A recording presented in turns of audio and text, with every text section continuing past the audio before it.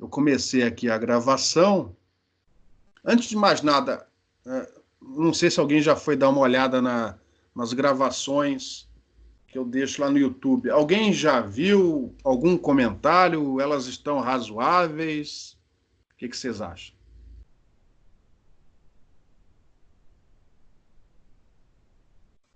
Eu vi pelo que eu baixei do Skype, não pelo YouTube, né? E tá ok. Beleza, tudo bem, tranquilo. Eu cheguei a ver pelo YouTube, o Fernando. Tá, Oi? Eu cheguei a ver pelo YouTube, é igual a aula aqui mesmo. Beleza. Fica bom. Que bom. Obrigado. Então é desse jeito, assim, se alguém... repetindo, tá? Em caso de emergência, se por acaso um de vocês, né, perder o link ou acabar a luz, eu não vou interromper a aula, eu vou continuar dando aula, porque ela está sendo gravada, em primeiro lugar. E segundo, porque agora a UFMG definiu o cronograma, o calendário, tá? Então vai ficar apertado para vocês, até que não muito, porque a gente já deu algumas aulas antes. Mas para mim, eu tenho mais 2 turmas na graduação. Então eu não posso ficar perdendo agora muito tempo, porque está tudo muito restrito.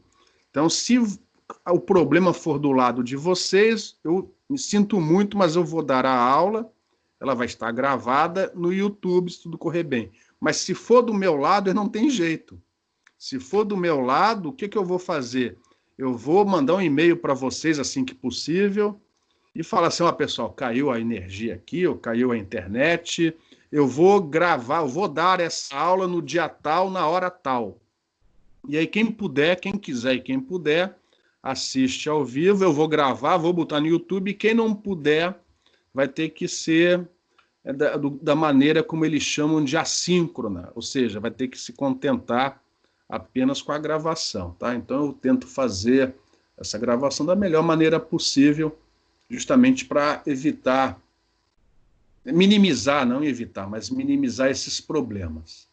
Pessoal, então eu vou botar aqui a tela cheia. Então a ideia é resolver 2 exercícios na aula de hoje. Um deles está no livro do Harrington, mas ele não é tão completamente discutido como no livro do Balanis. Esse primeiro exercício ele está melhor resolvido e melhor discutido no livro do Balanis.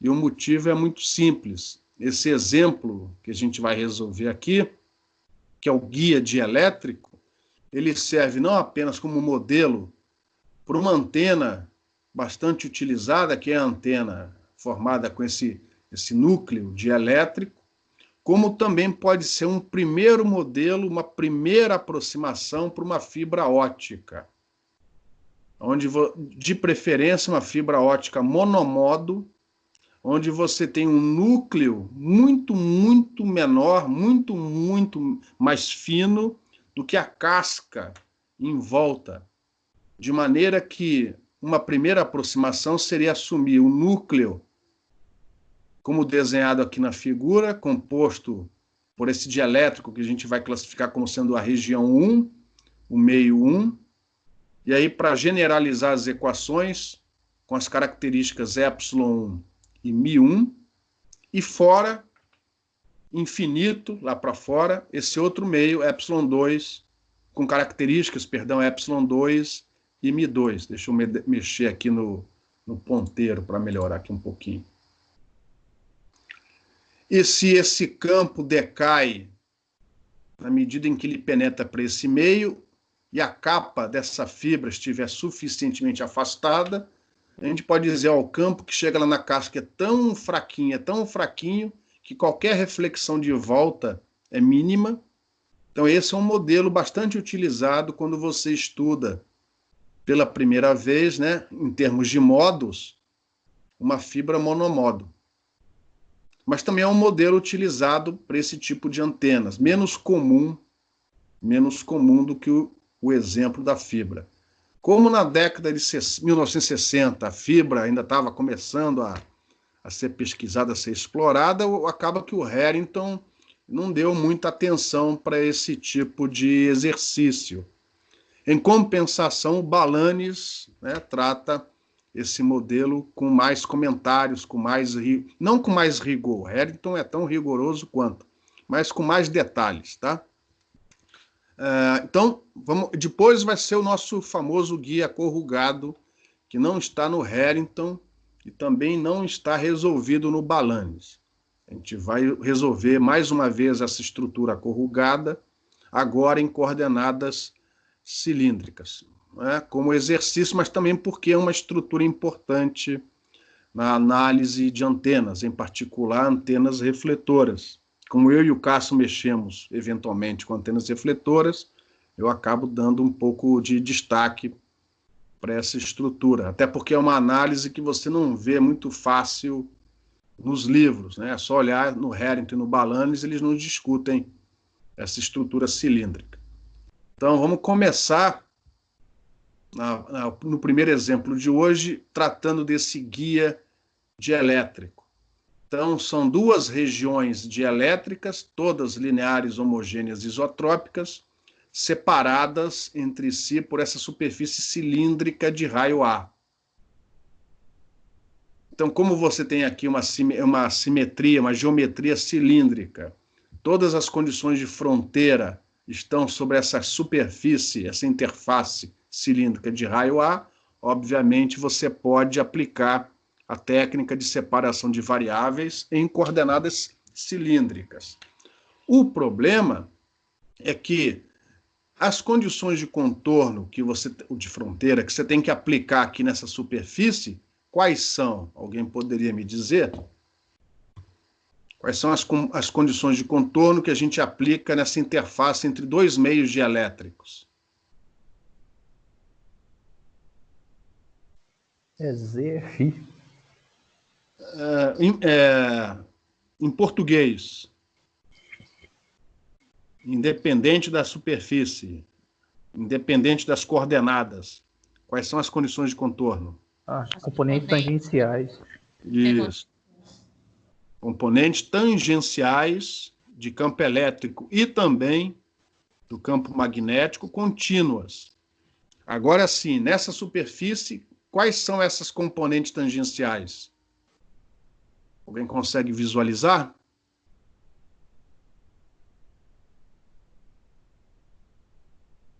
Se tiver difícil, é só pensar o seguinte: as tangenciais. Oi? Perdão, desculpa, fala. Fiz. Isso.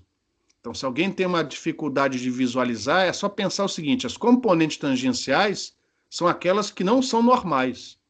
No caso do cilindro, a normal é na direção ρ. Consequentemente, as tangenciais são φ e Z. É φ e é Z, Hφ e HZ. E aí vem o problema, porque em coordenadas cilíndricas, nós usamos construções de soluções, usando as soluções TE e TM em relação a Z. A gente não usa TE e TM em relação a φ. E TE e TM em relação a ρ só existe para casos muito particulares. Então, aqui, mais uma vez, vamos ter que usar TE e TM em relação a Z. A gente não vai poder usar aqui TE e TM em relação a ρ. Isso não acontece aqui. E aí está o problema. TE e TM em relação a Z significa que ou o E ou o H na direção Z são nulos. E aí, se você der o azar de um determinado modo ter também a outra componente nula, significa que você não consegue resolver o problema. Em outras palavras, significa que aquele modo não existe. Ele não é capaz de estar lá por si só. Então, modos TE e TM em relação a Z, você poderá ter aqui, mas são casos específicos, não são todos eles. Então, por causa disso, você é obrigado a resolver, para não deixar nenhum modo de fora, você é obrigado a resolver o TE e TM em relação a Z simultaneamente. Ou seja, as suas soluções não serão puramente TE, nem puramente TM, a não ser em casos específicos, onde um deles é zero e, consequentemente, sobra o outro. Esses modos são chamados de modos híbridos, ou HEM, Hybrid Electromagnetic Mode, modo eletromagnético híbrido. Outros autores também chamam esses modos de EH ou HE, dependendo quem é o mais intenso, se é o EZ ou o HZ. Mas, de uma maneira geral, eles são definidos como modos eletromagnéticos híbridos HEM. Então, nós vamos ter aqui os HEM NP, onde o NP são os valores que determinam os pares, né? 1, 2, 1, 3, 1 e por aí vai, tá? Então, a nomenclatura vai ser essa. Então, temos que resolver os dois simultaneamente. Então, a tabela é essa daqui, ó. Não é uma tabela para o TE, outra para o TM. Tem que ser as duas combinadas simultaneamente. O que, obviamente, dobra, de certa forma, dobra o esforço. Aí você fala assim, não, mas antes também era o dobro, porque você primeiro tinha que resolver um e depois resolver o outro.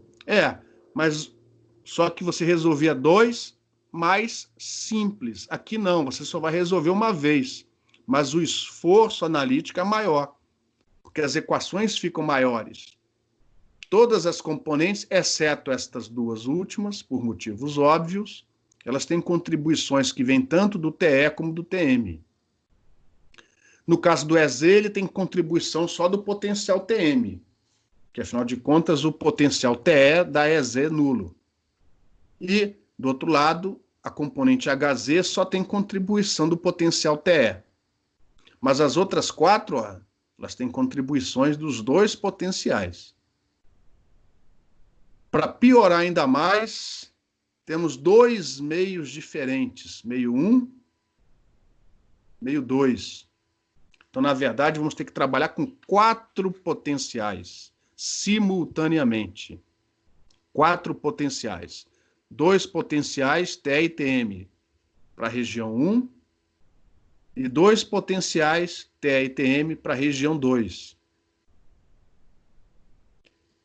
Mas, a não ser por causa disso, a solução do problema, ela não é muito, ela é trabalhosa, mas ela não é complicada, porque é só você ter paciência e ir escolhendo as funções que representam esses potenciais, pegando as componentes tangenciais, aplicando a igualdade de um lado e do outro, você monta 4 equações e, através dessas 4 equações, você determina as amplitudes, exceto por uma, né? desses modos híbridos, e uma equação transcendental que te dá os autovalores. Então, você vai precisar de 4 equações, são as continuidades das 4 componentes tangenciais. Φ, EZ, Hφ e HZ.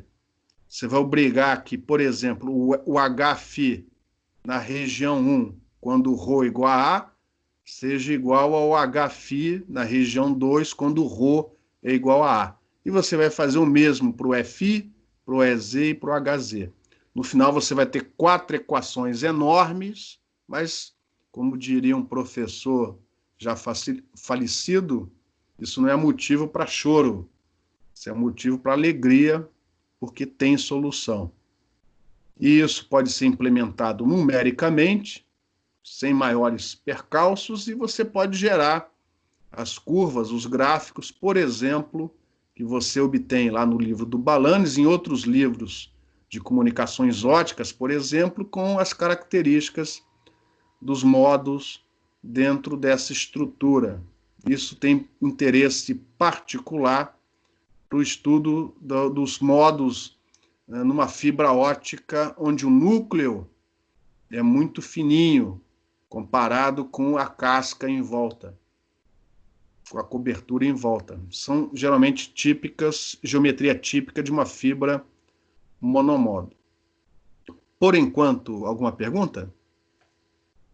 Eu tenho, professor. Oi.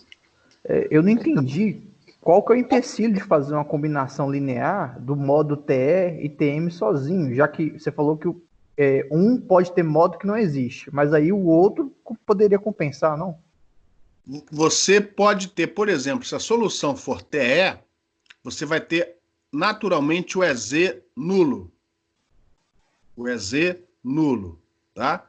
Mas pode ser que aquele TE, eventualmente, também tenha uma dessas componentes aqui nulas.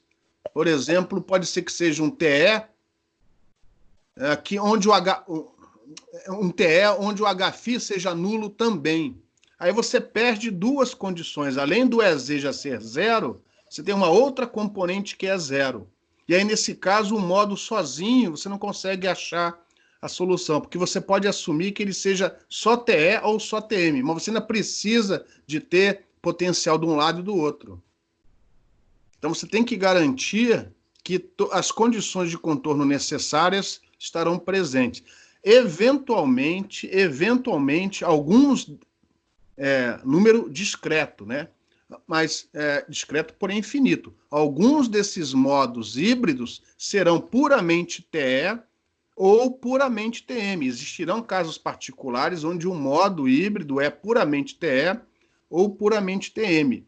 Mas os restantes não serão puramente TE ou puramente TM. Então, para garantir que você está... E outra coisa, o fundamental não é nem puramente TE, nem puramente TM, que é o mais importante deles todos. Então, para você garantir que você está estudando todas as soluções possíveis, você tem que combiná-las.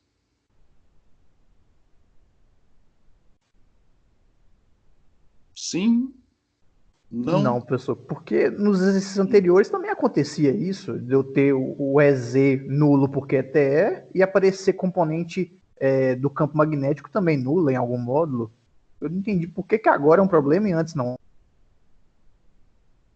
era. Por exemplo, em que problema isso aconteceu? Ué, no guia retangular, quando a gente tinha uma solução TE, dependendo do M, a gente tinha componente de campo magnético também nula, além do EZ. Sim, beleza. Vamos lembrar que a gente resolveu, por exemplo, vamos voltar lá no guia retangular. A gente resolveu o problema do guia retangular com as paredes, as 4 paredes condutoras perfeitas, né? Então, sempre tinha alguma componente de campo elétrico tangencial, de tal maneira que você impusesse, ó, aqui, essa componente tangencial tem que ser nula. Mas, por exemplo, quando você teve o guia retangular carregado, com 2 meios dielétricos diferentes, lembra que a gente não resolveu usando TE e TM em relação a Z. A gente usou TE e TM em relação a uma direção perpendicular à interface, não foi? Sim. E aí a justificativa é, se você usar TE e TM em relação a Z, você precisa exatamente das componentes EZ e ou HZ para resolver esse problema na interface, não nas 4 paredes. E aí, quando você escolhe TE e TM em relação à direção perpendicular a essa interface, você não vai ter problema, porque as que vão ser nulas são as componentes normais, ou uma ou a outra, e isso não vai ter problema. Você garante que você vai ter sempre uma componente tangencial para resolver o problema. Aqui, em princípio, a gente poderia aplicar a ideia aqui e resolver TE e TM em relação a ρ, a direção perpendicular. Mas só que se você investigar, a gente não fez isso. Se não me engano, tem um exercício da lista de exercícios do Harrington que é sobre isso. Se você investigar e tentar obter soluções TE e TM em relação a ρ, você vai ver que só em casos particulares ela é possível. Se não me engano, é quando não há variação em relação a φ. O que é um caso particular, você não obteria todos os modos dessa estrutura. Então, nem sempre a gente resolveu os problemas com TE ou TM sozinhos em relação a Z. No caso do guia retangular com carregamento dielétrico, a gente não resolveu simultaneamente, mas a gente teve que usar em relação a uma outra direção. Não, beleza. Isso responde ou não? Respondeu. Outra forma de ver é tenta resolver só o TE ou o TM sozinho e ver o que acontece. Beleza? Você vai achar algumas soluções, mas não vai achar todas as possíveis. Porque tem situação onde o TE sozinho não satisfaz a todas as condições nessa fronteira. Então, para garantir que você vai ter todos os modos, a gente vai, porque alguém já resolveu esse problema antes, a gente vai resolver esse problema simultaneamente, TE e TM. Isso responde ou mais ou menos? Respondeu sim. Ah, Eu não preciso colocar uma amplitude diferente para cada parcela dessa tabela sua, não? nós vamos por cada modo, eu falei errado, potencial. Cada potencial vai ter sua amplitude. A gente não chegou lá ainda. É a próxima Mas transparência. eu falo da parcela. A parcela TM e a parcela TE terão amplitudes Então, diferentes? quando você definir uma amplitude para este cara e outra para este cara, automaticamente, na hora que você resolve o exercício, elas se ajustam. Então, você vai ter equações suficientes para determinar 3 das amplitudes. Uma delas vai ficar sem ser determinada, a não ser no momento em que você definir as fontes que gera aquele modo no interior desse guia. Então, você vai ter 4 equações, 3 delas capazes de definirem 3 das amplitudes em função de uma quarta e uma última equação, que é aquela de sempre, né? Vai ser uma equação gigantesca que vai te fornecer os autovalores a partir dos quais você obtém as características de propagação, frequência de corte, velocidade de fase para cada um desses modos. E as 4 equações necessárias para isso são essas 4 aqui. Ó. Fi, Hφ, Ez e Hz. Beleza? Beleza. Outra coisa, por simetria circular, por causa da simetria circular, cadê? Aqui, mais uma vez, não é possível definir qual vai ser a polarização, a orientação do campo em relação a coordenar ao plano φ, a não ser depois que eu definir as fontes. Mas como eu tenho potencial pra caramba, a gente não vai deixar isso aberto, não.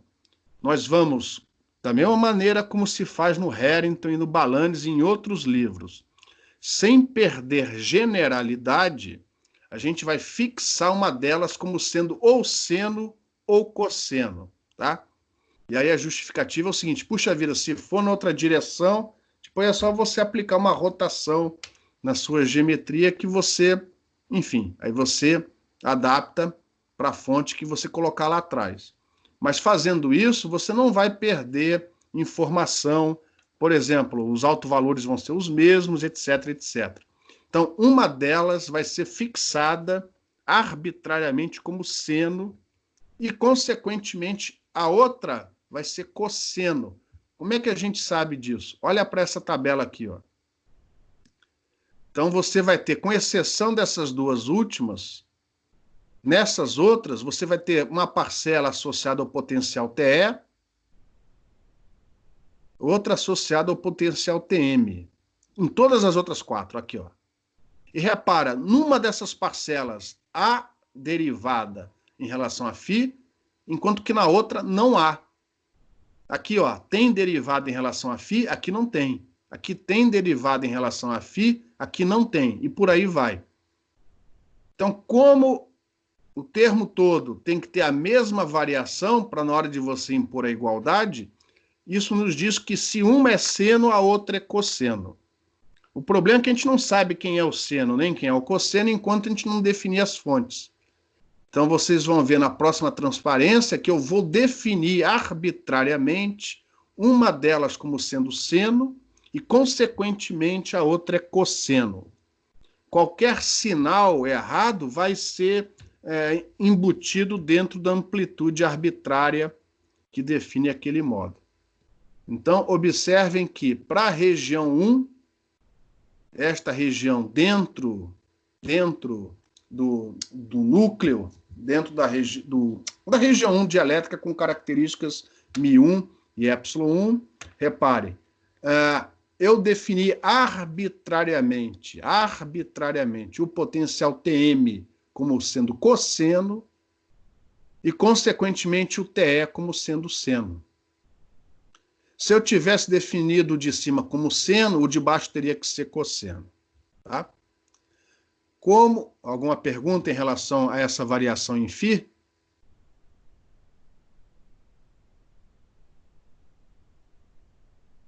Continuando. Em relação a Z, nós temos propagação, porque a gente quer investigar modos propagando dentro dessa estrutura. Então, em relação a Z, a gente vai assumir, como sempre, E elevado a menos JKZ vezes Z. E nesta altura do campeonato, por preciosismo, eu estou aqui assumindo que essa constante Kz índice 1 pode ser diferente da constante de propagação do outro meio. Mas vocês já sabem, por causa até da continuidade das componentes tangenciais, que esse Kz índice 1 tem que ser igual ao Kz índice 2. Mas, por enquanto, eu não estou dizendo isso. Então, está aqui o Kz índice 1 ao quadrado, mais K-ρ índice 1 ao quadrado. Isso tem que ser igual ao K1 ao quadrado, que nesse caso é o ômega ao quadrado, μ1, ε1. E para a variação em ρ, aqui dentro, a região ρ, o eixo Z, onde ρ é igual a zero, ele está presente. Então, nós não podemos usar as funções de Neumann, nem as funções de Hankel. A gente vai usar só as funções de Bessel. O potencial Tm na região 1 vai ter amplitude A, e o potencial TE na região 1 vai ter amplitude B. Eu já estou antecipando aqui, que o par a ser usado para classificar os modos vai ser o par NP. N vai estar associada à ordem da função de Bessel inteira, por causa da periodicidade em torno do eixo Z, que é a mesma variação que você encontra no argumento da função senoidal, que define a variação com φ. No final, nós vamos chegar numa equação característica transcendental, onde você vai ter infinitos autovalores K-ρ para cada ordem N. E aí você vai classificar esses autovalores, primeiro, segundo, terceiro. Isso é identificado aqui pelo índice P. Em relação ao meio 1, aos potenciais na região 1, alguma pergunta?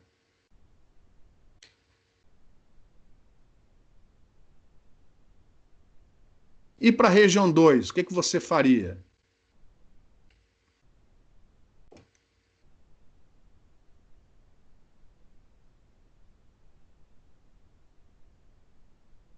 O que você mudaria na região 2? Algo similar, exceto a função de Bessel, né? Porque o meio 2 não contém o ρ igual a zero. E aí, o que você usaria? Uma combinação linear de Bessel e Neumann, né? Mas será que não tem o que você falou é correto, tá? Mas será que não tem uma escolha melhor que já simplifique o teu resultado? Já que fora a parede em ρ igual a A, não existe outra? Vai ter reflexão lá no infinito? Vai ter campo voltando para dentro do núcleo? Não. Então, vai ser uma Hankel de segunda ordem. Segunda espécie. Espécie. Beleza? Então, melhor do que usar uma combinação arbitrária de Bessel com Neumann, é já usar a combinação correta, que é a Hankel de segunda espécie. Porque você sabe que não vai ter solução refletindo lá em ρ infinito ou um ρ e B, onde B é maior que A. Não tem outra parede. Então, nesse caso, a gente vai escolher direto a função de Hankel, de segunda espécie. A ordem é N, tá? Esse 2 aqui é de segunda espécie, que lá no infinito representam soluções propagando de dentro para fora. E, obviamente, que ao invés de A e B, eu uso C e D para representar as respectivas amplitudes. E aqui a constante de propagação, por preciosismo, eu estou chamando de Kz índice 2, mas se não me engano, no próximo item eu já vou aqui dizer que o Kz1 é igual a Kz2 ambos eu vou chamar de KZ, né? E aí, ó, quando eu igualar este termo com este, eu vou ter uma equação importante que já me relaciona os autovalores K-Rho índice 1 com os autovalores K-Rho índice 2. Então, na verdade, eu só preciso de uma equação transcendental em função de K-Rho 1 e K-Rho 2, e aí, usando esta igualdade, eu transformo essa equação toda para K-Rho 1 ou para K-Rho 2, dependendo da opção do freguês. E aí, através desta igualdade e da futura equação transcendental, eu obtenho os diversos autovalores e, entre outras coisas, as características de propagação desse modo híbrido, K índice Z. Vai depender desses autovalores K índice Rho. Até aqui, alguma pergunta? O resto é paciência, que o mais difícil é entender o que a gente fez até o momento. O resto é só conta, álgebra, manipulação algébrica, paciência. Alguma pergunta? Sim. Oi. Como que eu justifico que o NP do meio 1 é igual ao NP do meio 2? NP? Vamos lá.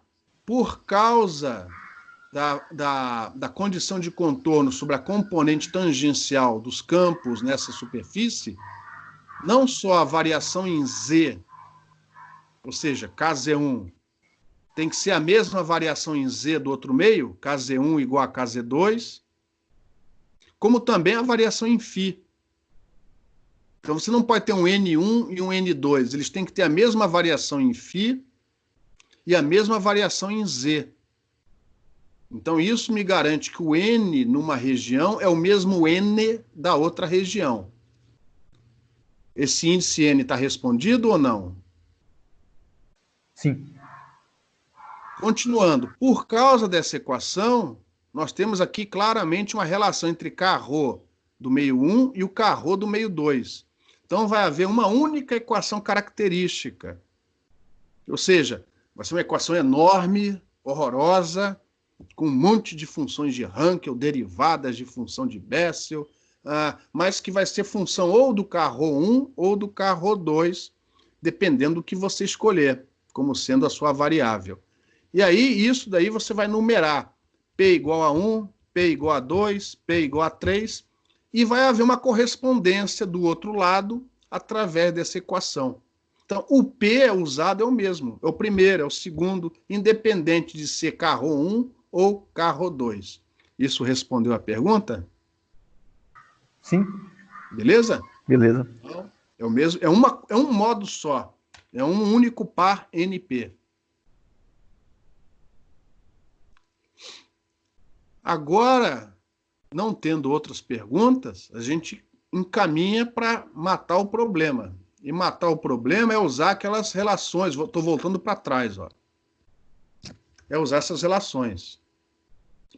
Mais precisamente essas últimas aqui. Ó. Fi, Hφ, EZ e HZ. A gente vai substituir aqueles 4 potenciais da próxima transparência aqui dentro. Os da região. Repara que vai ter 4 equações dessas aqui para a região 1, com ε1, μ1, ψ1, e vão ter mais 4 relações dessas para a região 2, com μ2, ε2, e vocês vão igualar o Fi da região 1 com o Fi da região 2, fazendo o Rho igual a A. E vão repetir esse procedimento para o Hφ, o EZ e HZ. Nós aqui vamos começar com essas de baixo, porque repara, o EZ ou o HZ, ele só tem TE ou TM. Então essas duas dão relações um pouquinho menores. Aí depois eu vou mostrar as outras duas, onde vocês vão ter mais termos aparecendo, tá? Mas esses termos têm a ver com isso daqui, ó, com essas relações. Se não me engano, eu não repito nas outras transparências.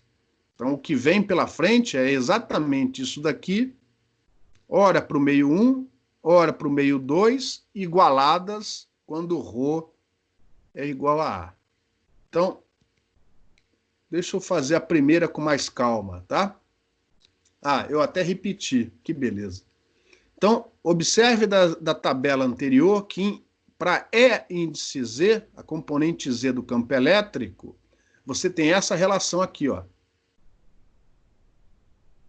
Vou voltar atrás, ó. É a mesma relação que você tinha aqui, ó.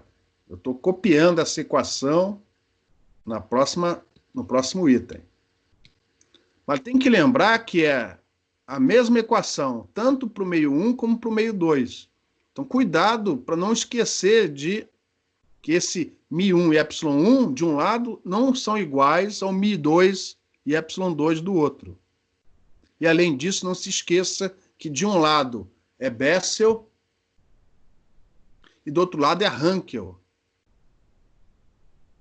No final, quando você substituir aqui os potenciais Tm para o meio 1, amplitude A, para o meio 2, amplitude C, lembrando que de um lado é Bessel e do outro lado é Hankel, quando ρ for igual a A, vocês obtêm essa relação aqui, ó. Repara que cosseno de um lado corta com o cosseno do outro, a exponencial de um lado corta com a exponencial do outro, o termo J ômega eu já tinha cortado antes, nem coloquei aqui, e aí no final você chega nessa relação mais simplificada. É uma relação que, além dos autovalores K-ρ, também envolve as amplitudes A e C desse modo híbrido de par NP. Repara que aqui o ρ é igual a A, ó, tanto aqui como aqui. Alguma pergunta?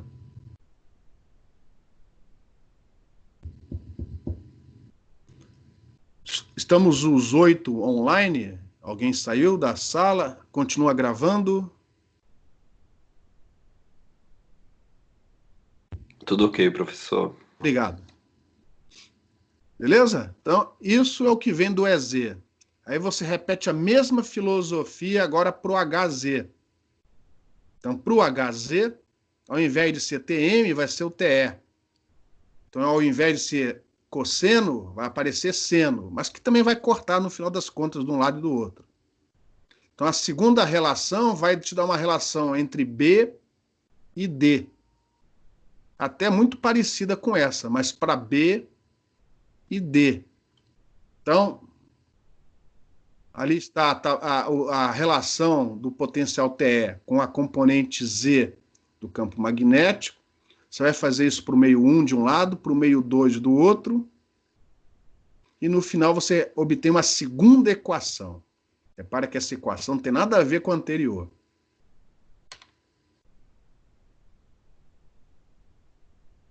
Agora a coisa fica mais trabalhosa, porque agora a gente vai trabalhar com as componentes φ do campo elétrico e do campo magnético, e elas têm todas as componentes, todas as duas, TE e contribuições, ó, TE e TM. Por um lado, meio 1, e para o outro. Então, repara que a equação que sai daqui é bem maior. É bem maior. Onde essas linhas, não se esqueçam, representam as derivadas das funções de Bessel correspondentes. Ó, aqui é a derivada da função de Bessel de ordem n. Apareceu por causa desse termo aqui, ó. Aqui ele. É a derivada em relação a ρ. Então, isso daqui fez surgir esse termo daqui. Na região 1 e na região 2 fez surgir a derivada, só que da função de Hankel.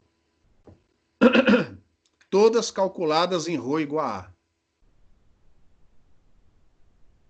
E, finalmente, do Hφ, outra relação enorme. Ou seja, temos aqui perdão, um sistema de 4 equações com 4 incógnitas. As incógnitas assumindo que a amplitude A seja aquela que você vai deixar em aberto até saber quais são as fontes que geram, que excitam esses modos, essas 4 equações são capazes, com muito esforço, obviamente, mas são capazes de te dar as amplitudes relativas ao A, B, D e C. E, além disso, sobra uma 4ª equação, onde você tem relações entre todos esses parâmetros, né? E carro 1 e carro 2. Ó. Tem carro 1 aqui e tem carro 2 aqui. Um deles você substitui em função do outro, substituindo aquela igualdade, aquela identidade que foi obtida na transparência anterior. Eu vou voltar para trás. Ó. Essa daqui. Ó.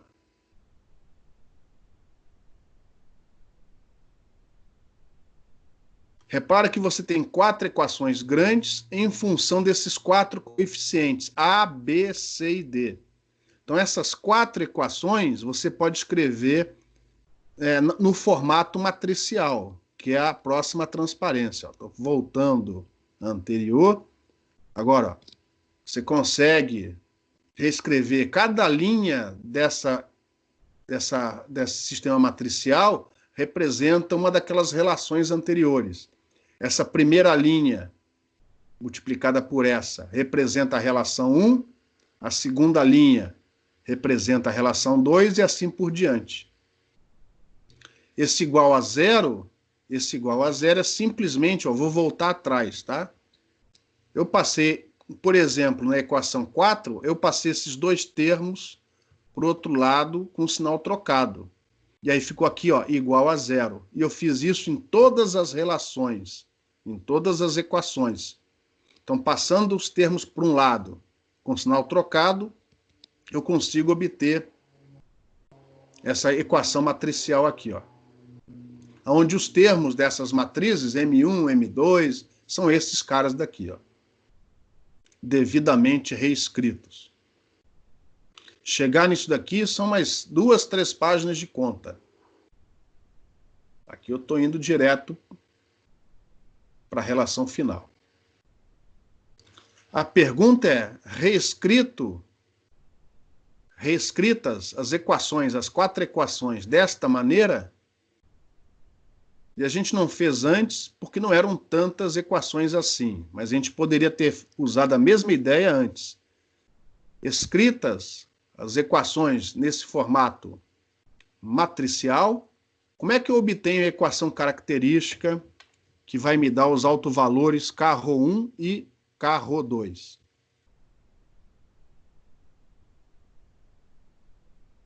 Como é que eu garanto que essa equação aqui tem solução? Olhando o determinante? Isso. Vocês já estudaram isso lá no colégio. De repente, na faculdade, em álgebra linear também. Olhando o determinante dessa matriz. E ele tem que ser... Para isso ter solução, ele tem que ser... Nulo. Nulo. Enfim, está escrito aqui, né? Aí, então, com muita paciência, a gente obtém o determinante de maneira analítica. A gente obtém o determinante dessa matriz e igual a zero. Isso eu não vou mostrar aqui, mas vai te dar essa equação, que vocês estão vendo o tamanho dela, né? Uma equação enorme, que obviamente tem que ser resolvida no computador. Como essa equação é função dessas funções de Bessel e suas derivadas, você tem uma equação no final transcendental, é uma equação característica transcendental, mas ela oscila, então ela tem infinitos nulos, infinitos zeros. E aí você ordena esses zeros do maior para o menor. P1, P igual a 2, P igual a 3, P igual a 4 e por aí vai. E com isso você tem uma representação analítica para os autovalores de cada um desses modos híbridos. E eu tive que uma vez implementar isso no computador. Uma vez eu trabalhei numa pesquisa onde um cara teve uma ideia de botar sobre um cilindro dielétrico vários dipolinhos impressos. Então ele punha nesse cilindro dielétrico vários dipolinhos impressos. Só que cada fileira de dipolinhos era distanciados uns dos outros de maneira diferente. Ou seja, essa fileira tinha a distância... Ó, olha aqui para a bolinha vermelha. Essa fileira tinha os dipolinhos impressos na superfície cilíndrica com uma certa distância entre eles. A próxima fileira tinha os dipolinhos com uma outra distância entre eles, e por aí vai até dar a volta. E aqui na frente ele punha um cilindro parabólico, ou seja, um refletor parabólico, mas cilíndrico. Tá? Ou seja, a seção reta é parabólica, mas ele é um cilindro. E aí botava o foco desse cilindro exatamente aqui num ponto da superfície. E excitava isso daqui com um campo lá por dentro. O campo propaga aqui dentro com fase progressiva, dada pelo E elevado a menos JKZ, ó. Com essa fase progressiva aqui, ó. Ou seja, você excitava cada dipolinho com uma fase progressiva dado por essa coordenada e por esse valor de K índice Z aqui, ó. Combinado com a distância desse conjunto, desse array, desse conjunto de elementos, fazia com que o feixe daquele conjunto de dipolos saísse numa direção. Quando você rodava o cilindro, como a distância entre os dipolos mudava, o feixe ia para outra direção. No final, você punha isso para rodar, sabe o que isso virava? Um radar. Ia fazendo assim, ó, para pôr na frente de um automóvel.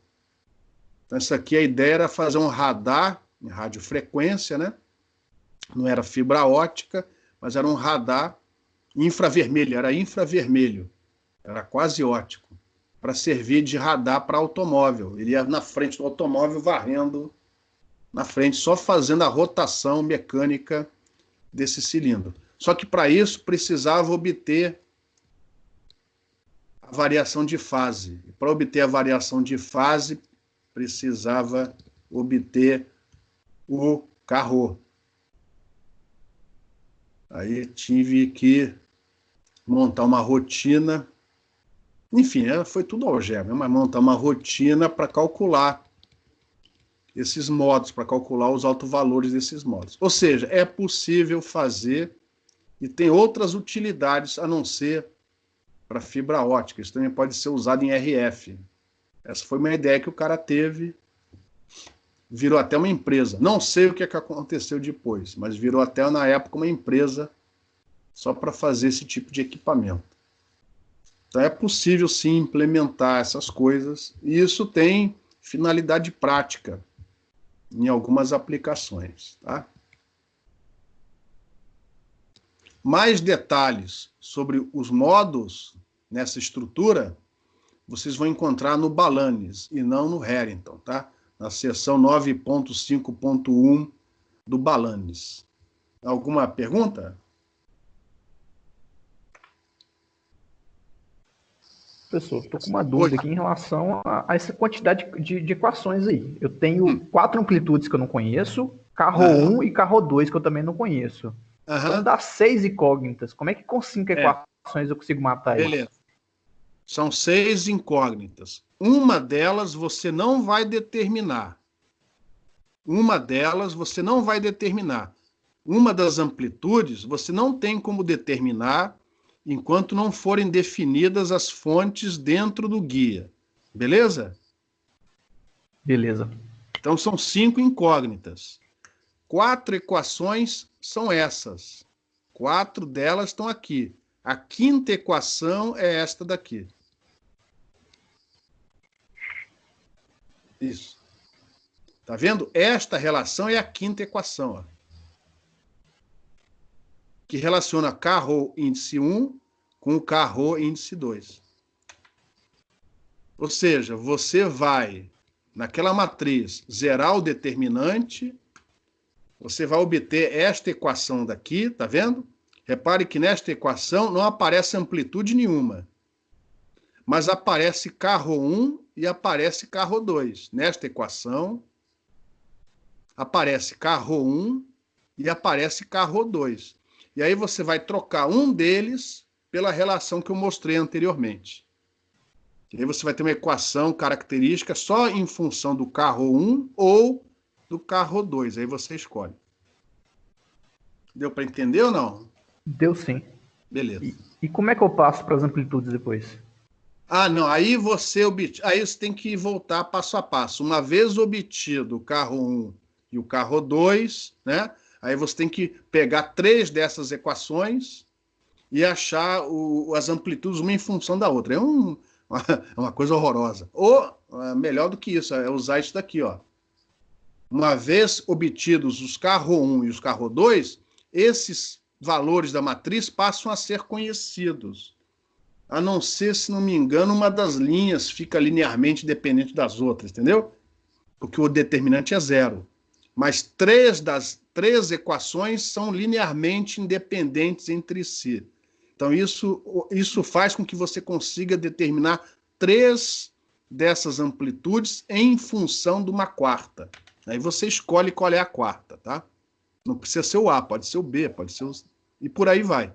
Então, repara, quando você obriga que o determinante dessa matriz seja nulo, automaticamente uma dessas equações passa a ser linearmente dependente das outras 3.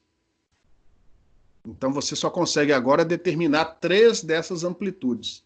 Fisicamente, significa que a quarta amplitude só vai poder ser determinada se as fontes dentro desse guia forem conhecidas.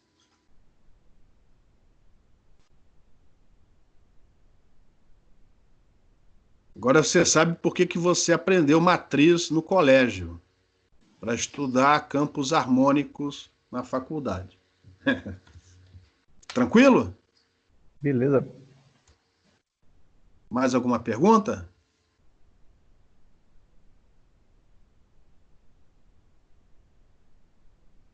Bom, o próximo problema não está no Harrington, não está no Balanis, então as notas de aula são o único texto que você tem disponível, pelo menos fornecido, para resolver o problema. Mais uma vez eu vou insistir aqui com essas corrugações, só que agora a geometria é outra. Agora as corrugações, elas estão numa parede cilíndrica, então não tem mais parede em cima, parede embaixo. O que você tem aqui é uma geratriz que, rotacionada em torno de um eixo de simetria, que obviamente vai ser o eixo Z, ela gera uma estrutura, não sei se está dando para ver claramente, uma estrutura. Esse aqui está cortado, tá? Isso aqui é um guia corrugado com um corte, senão a gente não ia conseguir ver direito lá dentro. Você tem essa estrutura corrugada.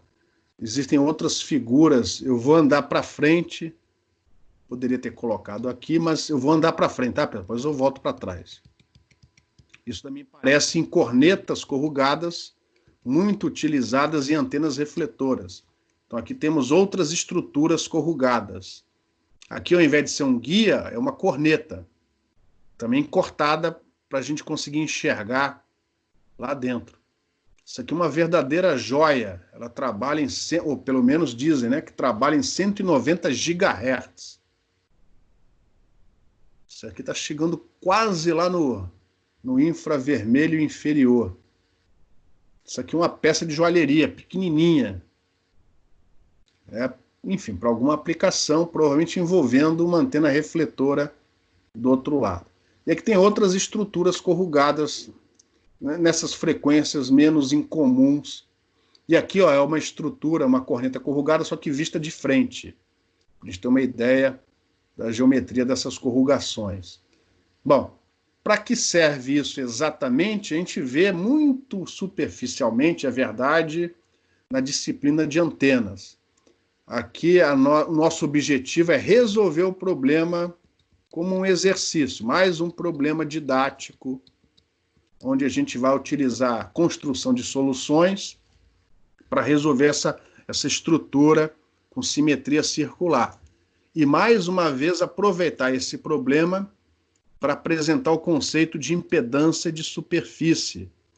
Ou seja, no final, que nós vamos ter aqui uma condição de contorno mista, ou de Robin, sei lá, e que você vai utilizar para resolver o problema. Quem faz matéria com o Renato Mesquita, com o Elson, já deve ter visto ele falando condições de Dirichlet, condições de Neumann e condições mistas.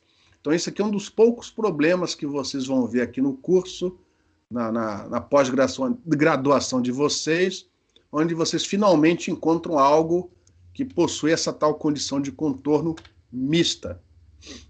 E a filosofia por trás disso é a mesma, essencialmente é a mesma que a gente já tinha discutido antes para o guia de placas paralelas. Se essas corrugações, você tiver muitas delas por unidade de comprimento de onda guiado, significa que essas dimensões aqui, ó, dentro das corrugações, dentro dessas ranhuras, elas são muito, muito, muito menores do que o comprimento de onda. O que significa que só penetra para dentro dessas corrugações aquele campo que corresponde ao campo TEM de um guia de placas paralelas, ou seja, aquele campo que possui campo elétrico na direção Z. E só possui componente de campo elétrico na direção Z a parcela da solução que for TM, porque a parcela da solução que for TE não vai ter campo elétrico na direção Z. Tá? Outra coisa que, já respondendo ao Elvésio, não é óbvia, só é óbvia depois que você tenta resolver o problema, é que se você tentar resolver esse problema como modos puramente TE ou puramente TM, você não vai conseguir, a não ser por algumas soluções específicas. Então, mais uma vez aqui, você é obrigado a resolver combinado TE e TM, porque os modos desse guia são modos híbridos. São modos híbridos, tá? Que satisfazem a essas condições de contorno.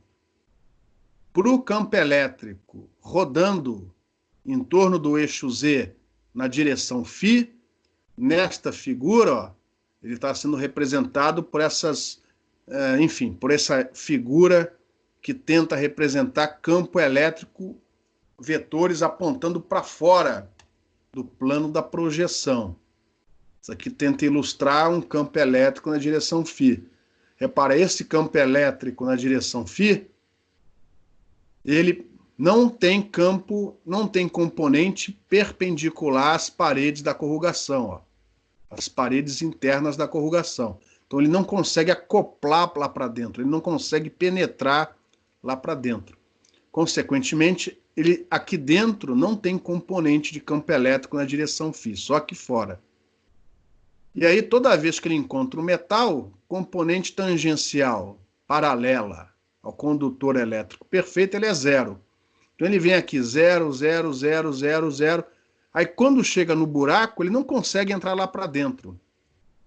Ele fica aqui fora. Mas esse buraco, essa abertura, essa corrugação é muito pequena comparada com o comprimento de onda. Então ele vai passando por aqui, aqui ele sofre uma perturbação. Mas como ele não consegue penetrar lá para dentro, também não tem campo refletido para cá. Então essa perturbação é pequena. Ora, se ele é zero de um lado e zero do outro, significa que a gente vai dizer que aqui no meio da abertura dessa corrugação, ele vai continuar nulo. Então, aproximadamente, desde que você tenha muitas corrugações por comprimento de onda, a gente vai dizer que a condição de contorno para componente tangencial φ é ser φ igual a zero. Ou seja, é como se essas corrugações não existissem e essa parede fosse lisa. No entanto, para componente de campo elétrico na direção Z, já é o oposto. Esse campo elétrico na direção Z, essa parcela da energia, ela consegue acoplar aqui para dentro, reflete lá no fundo da corrugação e volta. Ou seja, para esta componente é como se essa corrugação fosse um guia de placas paralelas, operando com a solução TEM terminada num curto. Ou seja, como se fosse uma linha de transmissão terminada em curto. E aí, sem maiores explicações, nesse caso, a relação entre tensão e corrente, ou seja, entre campo elétrico na direção Z e campo magnético na direção φ, é dada por essa expressão aqui, que a gente já tinha justificado lá quando a gente viu o guia de placas paralelas corrugadas. E para não ter que escrever essa equação toda aqui, eu vou chamar isso aqui de XS. Então, repara, controlando as dimensões das corrugações, eu controlo essa condição de contorno média. Por exemplo, se a profundidade L da corrugação, essa dimensão L é a profundidade da corrugação. Se ela for igual a lambda sobre 2, se L for igual a lambda sobre 2, o que vai acontecer aqui?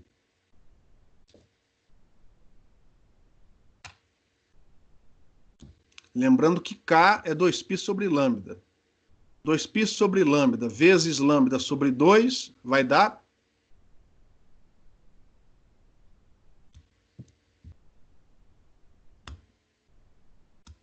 Tangente de 180. Tangente de π, tangente de 180, que vale...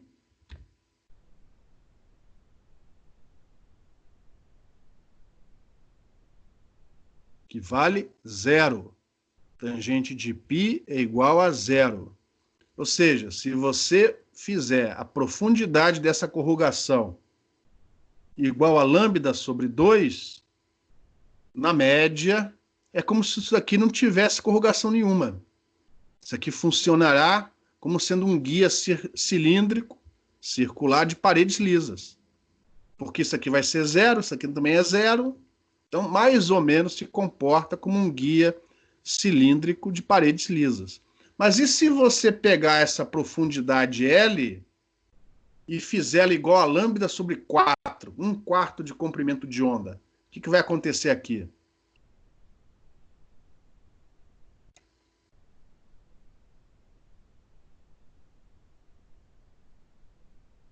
KL, o argumento da tangente KL vai valer quanto? π sobre 2. E quanto vale π sobre... tangente de π sobre 2? Infinito. Ou seja, se você fizer o L igual a lambda sobre 4, quem vai para 0 não é o EZ, é o Hφ. Ora, que superfície é essa onde a componente tangencial do campo magnético vai para 0?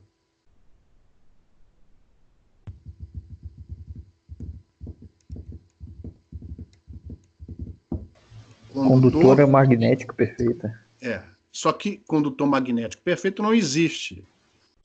Mas repara, com condutor elétrico perfeito e uma geometria periódica devidamente ajustada, você criou o quê? Uma metasuperfície, onde você controla o comportamento das condições de contorno, ajustando as dimensões da sua geometria, das suas corrugações. Beleza?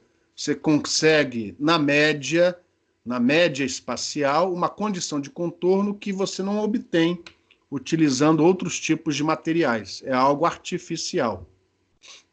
Então, isso seria uma metasuperfície. Só que há 50 anos atrás, ninguém chamava isso de metasuperfície. Então, pessoal, mesmo que vocês não tenham entendido direito o que está acontecendo, até porque estão um pouquinho fora do escopo do curso, a ideia é o seguinte: eu tenho um guia esquisitão, cujas condições de contorno são essas aqui, ó. E se você tentar resolver como TE e TM, você vai ver que não vai conseguir, então tem que resolver junto, como sendo um modo híbrido. Então, só que, felizmente, só tem um meio, só tem uma região. Então, você só vai precisar de dois potenciais, o potencial TM e o potencial TE. Como já explicado antes, um vai ser imposto como sendo seno e, consequentemente, o outro vai ter que ser cosseno. E eu decidi que o seno ia ser esse arbitrariamente. Eu escolhi um para ser seno e o outro tem que ser cosseno. Rho igual a zero faz parte do domínio, então só pode ser função de Bessel, de primeiro tipo. Periodicidade em φ, então a ordem n inteira. Constante de propagação Kz, um vai ter amplitude A, outro vai ter amplitude B. O que eu preciso, o que faltou determinar aqui? Uma dessas amplitudes em relação à outra e os autovalores K índice ρ. Eu preciso de duas equações, são essas duas aqui, ó. São essas duas relações na superfície. Com muita calma, muita paciência, usando aquela tabela híbrida do exemplo anterior, eu imponho F igual a zero quando ρ igual a A, e imponho EZ igual a menos JXS Hφ quando ρ igual a A. Duas equações, duas incógnitas, eu resolvo o problema. Se entendeu até aqui, o resto é só fazer conta. Alguma pergunta?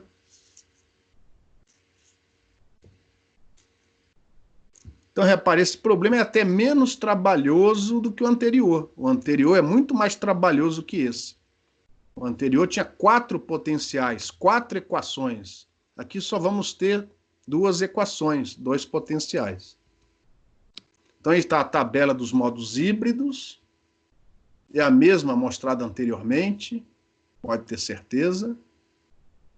Nós vamos ter que trabalhar com Fi, então a gente vai ter que obrigar este Fi daqui, ó, a ser igual a zero quando ρ for igual a A. E depois nós vamos ter que obrigar que a razão é Z dividido por Hφ seja igual a menos JXS quando ρ for igual a A. Uma equação vai ser mais simples, a outra vai ser um pouco mais chata, mas no final você obtém com muita paciência, com muita calma, duas equações, e a combinação dessas duas equações vai te dar uma equação transcendental, onde os autovalores K-ρ vão ser determinados. Para cada ordem n do modo, infinitos autovalores que vão ser ordenados com auxílio dessa variável P. P igual a 1, variável não, perdão, índice.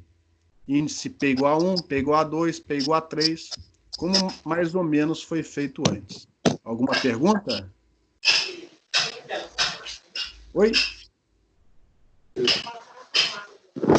Não tô, tem um microfone aberto e eu não estou escutando direito a voz. Tem alguma pergunta?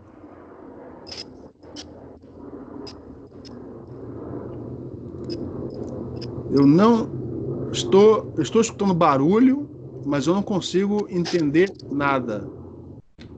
Se alguém tiver uma pergunta, escreve no chat aí, alguém me diz o que está acontecendo, porque eu só estou escutando ruído.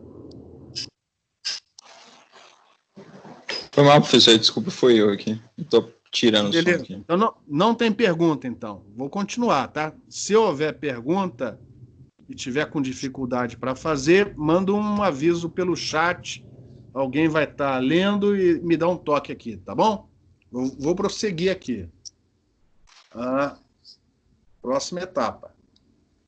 Então, F igual a zero quando ρ é igual a A. Você substitui os potenciais TE e TM aqui com as suas derivadas. Obriga a isso, quando ρ for igual a A, obriga isso a ser zero. E aí você vai chegar nessa relação. Essa derivada da função de Bessel vem desse termo aqui, ó. Por causa dessa derivada em relação a φ, onde você tinha seno virou cosseno ou vice-versa. Então, os senos de um lado e do outro acabaram sendo cortados fora. A exponencial complexa também por ser igual de um lado e do outro. Então, no final, você tem essa relação relativamente simples, envolvendo as amplitudes A e B. Então, uma amplitude em relação à outra você consegue obter. As duas, não. A próxima condição de contorno vai impor que você substitua essas expressões aqui dentro do EZ dentro do Hφ, faça o ρ igual a A e obrigue essa razão a ser igual a menos JXS. E aí você vai obter essa relação aqui. Não vou mostrar os detalhes, tá? Você consegue obter essa relação. Também relacionando a razão entre as amplitudes B dividido por A. Se você igualar a relação anterior com essa daqui, você vai obter uma equação enorme, que é essa daqui, mas é a equação característica de onde você vai tirar os autovalores K índice ρ para cada ordem N da sua função de Bessel. Como essas funções de Bessel oscilam, então você tem infinitos zeros K índice ρ para cada ordem N dessas funções de Bessel. Então, infinitas soluções. Investigando cada uma delas, aí vocês obtêm o modo fundamental, etc, etc. Eu vou andar um pouco mais rápido, tá? Se você fizer uma análise muito atenta, que não vai ser para essa aula, né? Nem nessa disciplina, mas se você fizer uma análise atenta dessa equação e obtiver os autovalores, você vai descobrir que o modo fundamental é aquele primeiro zero, ou seja, P igual a 1, da solução onde o N é igual a 1. Ou seja, é um modo híbrido 1, 1. E o modo híbrido 1, 1 é uma combinação do... Vou andar mais rápido aqui, tá? É uma combinação do modo TE 1, 1 do guia de paredes lisas com o modo TM 1, 1 do guia de paredes lisas. No guia de paredes lisas, cada um desses modos existe independente do outro. No guia corrugado, eles não podem existir desse jeito. Eles são combinados num modo híbrido. E aí você ajusta as dimensões da corrugação para que essa combinação de modos híbridos te dê um modo... Perdão. Para que essas combinações de modos TE 1, 1 com TM 1, 1 te dê um modo híbrido com um comportamento mais uniforme no centro do guia. Repara que no centro do guia, a curvatura do campo elétrico... Isso aqui, ó, foi feito no MATLAB, tá, pessoal? Isso aqui são as linhas de campo elétrico desse modo híbrido, que eu, ali, fazendo os ajustes finos, né, eu não otimizei. Eu ia mexendo até o negócio do jeito que eu quis. Então, repara, esse modo híbrido, que é a combinação desses dois, ele consegue uma distribuição de campo com que característica no centro... Se isso fosse uma abertura, qual é a característica desse campo no centro da abertura? Quem fez antenas, se lembra?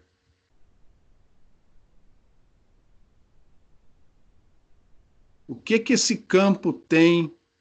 Qual é a característica deste campo no centro dessa seção reta?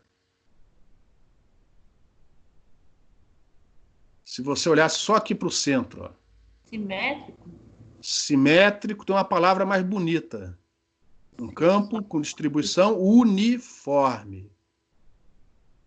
E uma abertura uniformemente iluminada gera menos, ou quase uniformemente iluminada, gera menos polarização... Polarização cruzada. Cruzada. Tá? Quem não fez antenas, não viu isso, não tem importância, não fica preocupado. Isso aqui é só para quem fez antenas. Quem for fazer antenas vai ver isso depois, né, no próximo semestre. Então, com isso, você consegue uma estrutura com uma distribuição de campo mais uniforme, que essa daqui, ó, que é o modo fundamental de um guia circular, não consegue. E aí você consegue diagramas de radiação, né? Se você projetar isso direitinho, você consegue diagramas de radiação, ó, mais circularmente simétricos, com baixa polarização cruzada. Essas figuras é para quem já fez antenas. Quem não fez não precisa ficar preocupado. Vamos reparar aqui, ó, nessa estrutura. Eu consigo dar zoom aqui? Só um momentinho, ampliar. Eu consigo. Consigo ampliar mais? só aquilo, né? Então ó, dei uma ampliada aqui na figura. Olha para a profundidade da corrugação. Eu estou com medo de clicar de novo e sumir aqui. Ó. Olha para a profundidade da corrugação aqui. E olha para a profundidade da corrugação aqui na abertura da corneta.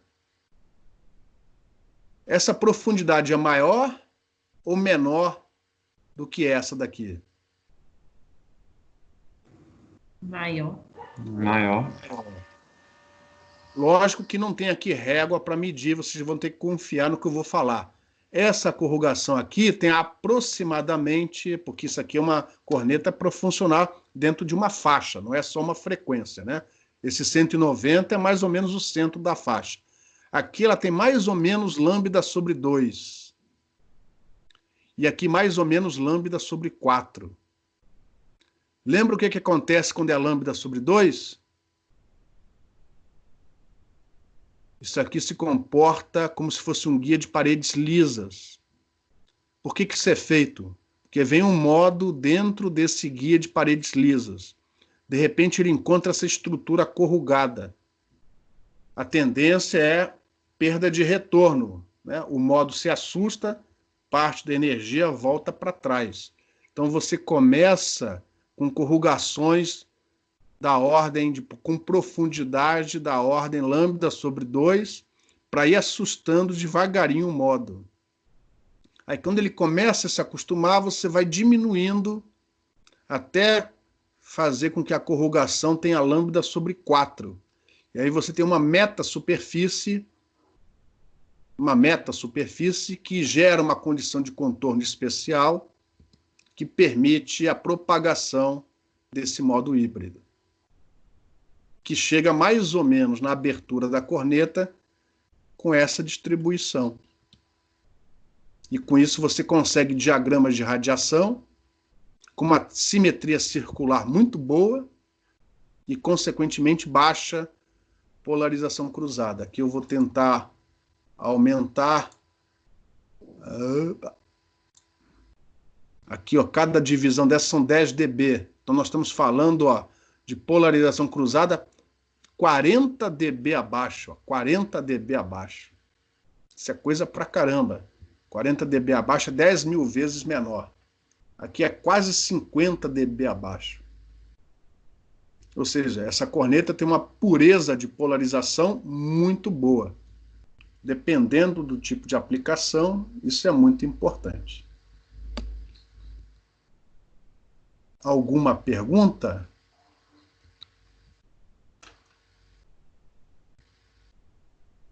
Bom, nós temos aqui 20 minutos, pessoal. Então, o que eu vou fazer? Primeiro, eu vou mostrar a resolução, muito superficialmente, dos exercícios da prova, dos problemas da prova. Eu não vou passar esse arquivo para vocês.